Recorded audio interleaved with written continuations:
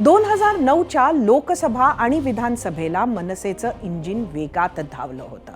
त्यानंतर इंजिनची गती कमी कमी होत गेली. आधी मोदींची स्तुती, नंतर कट्टर मोदी विरोधी भूमिका. कधी निवडणुकाच न लढवणं, कधी भाजपला पाठिंबा, कधी काँग्रेस राष्ट्रवादीला पाठिंबा, तर कधी मोदींवर बिनशर्त विश्वास.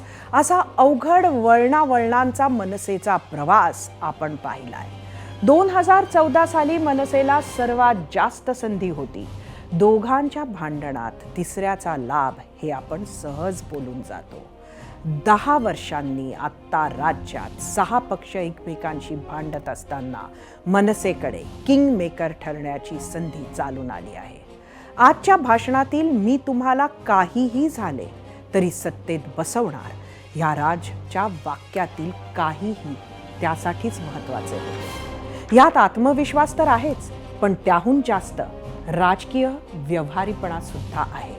आपल्या समोर सर्व ऑप्शन्स खुले असल्याचाही हा संकेत आहे. राज ठाकरेंच्या नेतृत्वाकडे आशेनं पाहणारे अनेक जण आजही आहेत. काही हिरमुसून दुसऱ्या वाटेनं गेले, पण जे आस लावून प्रतीक्षा करत राहिले ते कालच्या राज यांच्या स्वबळाच्या घोषणेमुळे भरून पावले असतील.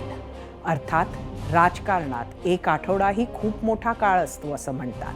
त्यामुळे मनसे खरंच आज म्हणते तशी स्वबळावर लढणार की महायुतीत, हे इतक्यात स्पष्ट होईल असं सध्याचं चित्र बघता तरी वाटत नाही. बरं, स्वबळावर लढली तर मनसेचा फायदा होईल का?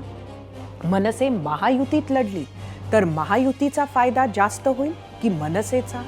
फक्त विधानसभेपुरता विचार करायचा की मुंबई महानगरपालिकेचाही करायचा? असे अनेक प्रश्न राज ठाकरे यांच्या मनात असतील.